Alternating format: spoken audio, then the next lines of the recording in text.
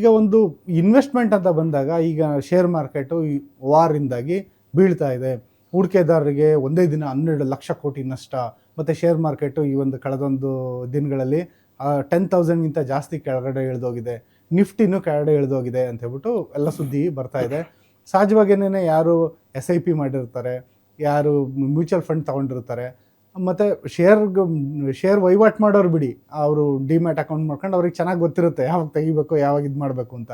ಸಾಮಾನ್ಯ ಜನ, salaried employees, ಅದರಲ್ಲೂ ಕೂಡ ಯಾರು SIP ಮಾಡಿರ್ತಾರೆ ಮತ್ತು ಮ್ಯೂಚುವಲ್ ಫಂಡ್ಗೆ ಇನ್ವೆಸ್ಟ್ ಮಾಡಿರ್ತಾರೆ, ಇಂಥ ಮಾರ್ಕೆಟ್ ಬೀಳೋ ಟೈಮಲ್ಲಿ ಅವ್ರು ಏನು ಮಾಡಿದ್ರೆ ಸೂಕ್ತ ಸರ್ ನಿಮ್ಮ ಪ್ರಕಾರ? ನೋಡಿ, ಒಂದು ನೀವು ದುಡ್ಡು ಹಾಕೋಕ್ಕಿಂತ ಮೊದಲೇ ನಾನು ಯಾಕೆ ಹಾಕ್ತಾ ಇದ್ದೀನಿ, ಯಾವಾಗ ನನಗೆ ದುಡ್ಡು ಬೇಕು ಅನ್ನೋದು ಫಸ್ಟ್ ಕ್ಲಿಯರ್ ಇರಬೇಕು. Yes sir, yes sir. ಬಹಳಷ್ಟು ಜನ ಇಲ್ಲೇ ಹಳ್ಳಕ್ಕೆ ಬೀಳೋದು.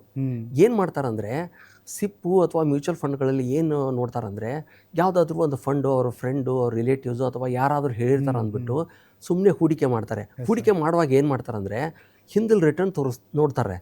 ಒಂದು 25-30% 3 ವರ್ಷದಿಂದ 5 ವರ್ಷದಿಂದ 10 ವರ್ಷದಿಂದ ಬಂದಿದೆ ಅಂದರೆ ನನಗೂ ಅದೇ ರಿಟರ್ನ್ಸ್ ಬರ್ಬೋದು ಅನ್ನುವಂಥ ಒಂದು ಆಸೆಯಿಂದ ಹೂಡಿಕೆ ಮಾಡಲಿಕ್ಕೆ ಸ್ಟಾರ್ಟ್ ಮಾಡ್ತಾರೆ.